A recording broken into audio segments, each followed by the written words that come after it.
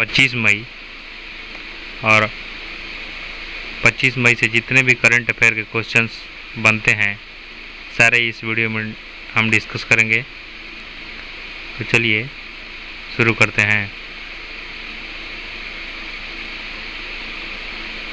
मई 2020 में निम्न में से किसने व्हाट्सएप पर आस्क आयुष्मान चैटबॉट भी लॉन्च किया है?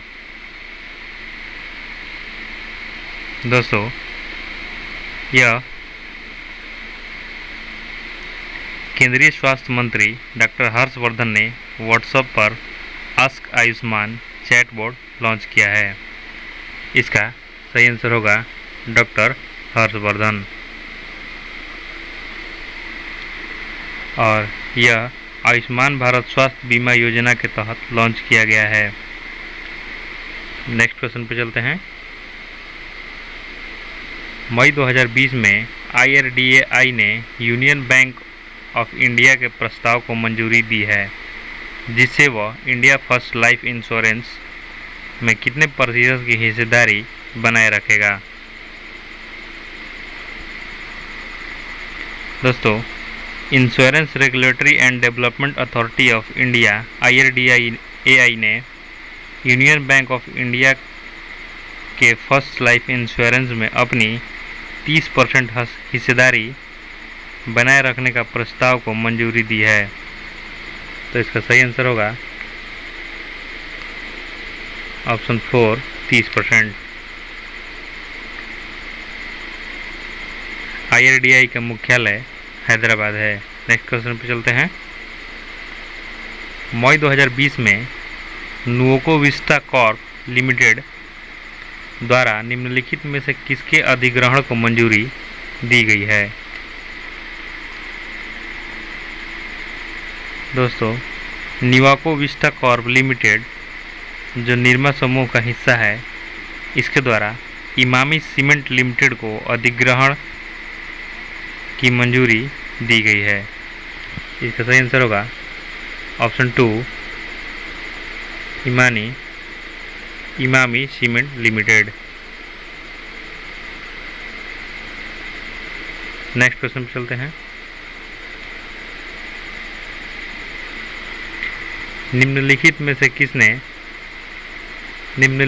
किस संस्थान ने के वैज्ञानिकों ने गेहूं के 2 वैकल्पिक बौने जीन RST14 और RST18 की मैपिंग की है?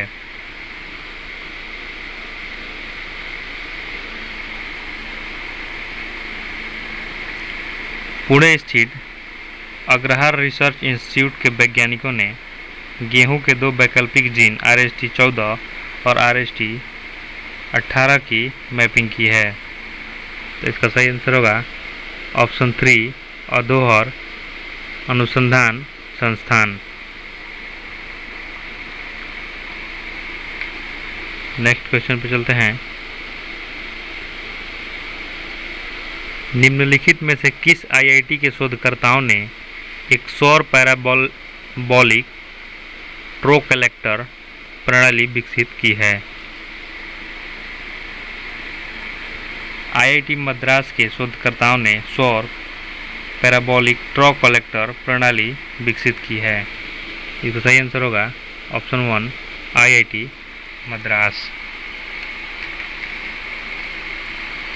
इसे स्पेस हीटिंग और स्पेस कूलिंग जैसी औद्योगिक अनुप्रयोगों के लिए सौर ऊर्जा को केंद्रित करने के लिए विकसित किया गया है। Next question. दक्षिण अंडमान द्वीप में पाए जाने वाला एक दुर्लभ पाम निम्न में से किस राज्य के दूसरा घर प्राप्त कर रहा है? दक्षिण अंडमान के द्वीपों में पाए जाने वाला एक दुर्लभ पाम केरल के पोलोड में Jawaharlal Nehru tropical botanical garden and research institute के द्वारा घर प्राप्त कर रहा है। पाम एक प्रकार का पेड़ है जो ताड़ के पेड़ जैसा होता है और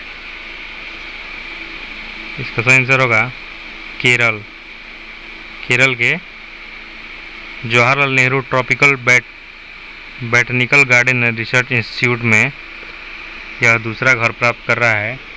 पाम एक प्रकार का पेड़ है जो ताड़ के पेड़ जैसा होता है। नेक्स्ट क्वेश्चन,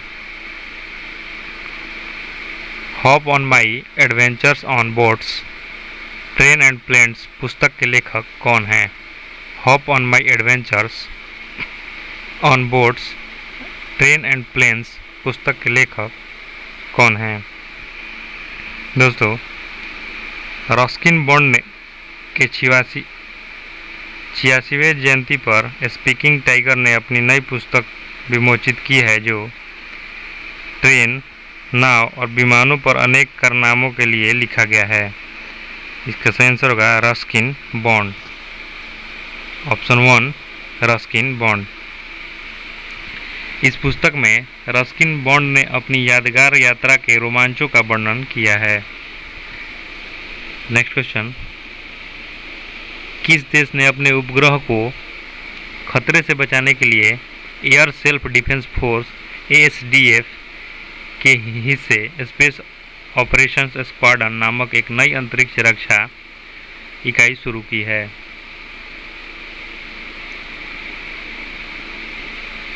उपग्रहों को खतरों से बचाने के लिए जापान ने एयर सेल्फ डिफेंस के हिस्सों स्पेस ऑपरेशन स्क्वाड्रन नामक नई अंतरिक्ष रक्षा इकाई शुरू की है। इसका सही आंसर होगा ऑप्शन 3 जापान। यह जापान का पहला 20 सदस्यीय सेल्फ डिफेंस फोर्स इकाई है जो बाहरी अंतरिक्ष के लिए सर्वसम्मति समर्पित है और यह टोक्यो शहर के फुच्चू में स्थित होगा। नेक्स्ट क्वेश्चन, मोहित बघेल का मई 2020 में निधन हो गया। वे निम्नलिखित में से किस क्षेत्र से संबंधित थे? मोहित बघेल का मई 2020 में निधन हो गया 26 वर्ष की आयु में और वे एक अभिनेता थे। तो इसका आंसर होगा ऑप्शन 1 अभिनय क्षेत्र से संबंधित थे। आपको बता दें कि मोहित बघेल एक कॉमेडी सीरियल गली गली में चोर है और सलमान खान के मूवी रेडी में दिखे थे। नेक्स्ट क्वेश्चन, मई 2020 में निम्न विश्व की सबसे अधिक वेतन पाने वाली महिला एथलीट कौन बन गई है? मई 2020 में कौन विश्व की सबसे अधिक वेतन पाने वाली महिला एथलीट बन गई है? जापानी टेनिस स्टार नाओमी ओसाका विश्व की सबसे ज़्यादा वेतन प्राप्त करने वाली महिला एथलीट बन गई हैं। इसका सही आंसर होगा option 3 Naomi Osaka, option 3 Naomi Osaka. आपको बता दें 2 बार ग्रैंड स्लैम चैंपियन रही ओसाका ने 37.4 मिलियन अमेरिकी डॉलर की कमाई का रिकॉर्ड बनाया है और ओसाका ने पिछले वर्ष अमेरिकी प्रतिद्वंदी सेरेना विलियम्स को 1.4 मिलियन अमेरिकी डॉलर से पीछे छोड़ दिया है। नेक्स्ट क्वेश्चन, राष्ट्रमंडल दिवस कब मनाया जाता है?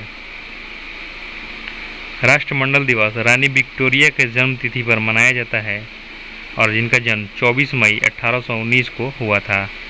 इसका सही आंसर होगा ऑप्शन 3 24 मई को।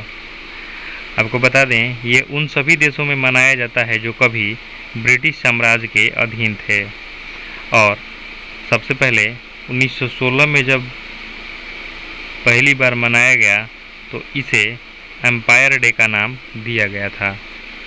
नेक्स्ट क्वेश्चन, कौन सा देश 2 महीने से कम समय के अंदर व्यक्तिगत सुरक्षा उपकरण PPE बॉडी कवरऑल्स का विश्व का दूसरा सबसे बड़ा निर्माता बन गया है?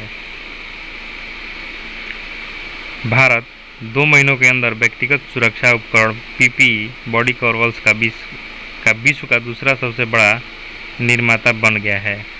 इसका सही आंसर होगा ऑप्शन 1 भारत।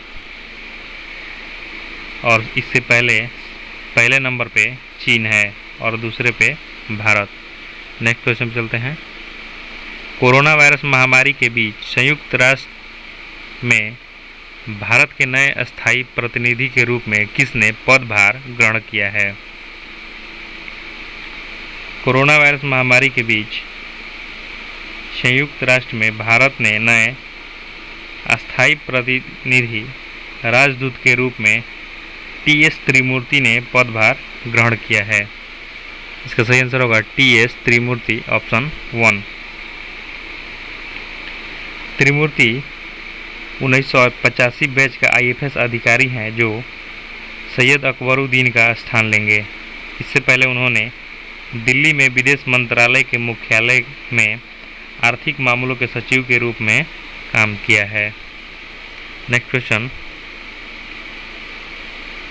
केयर रेटिंग्स के अनुसार पेट्रोलियम उत्पादों की मांग कम होने के कारण वित्त वर्ष 2011 में भारत के कच्चे तेल के आयात में कितने प्रतिशत की गिरावट आने की संभावना है?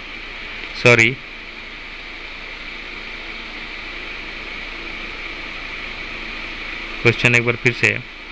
केयर रेटिंग्स के अनुसार पेट्रोलियम उत्पादों की मांग कम होने के कारण वित्त वर्ष, यहाँ 2021 होगा, यहाँ वित्त वर्ष 2021 में भारत के कच्चे तेल के आयात में कितने प्रतिशत गिरावट आने की संभावना है?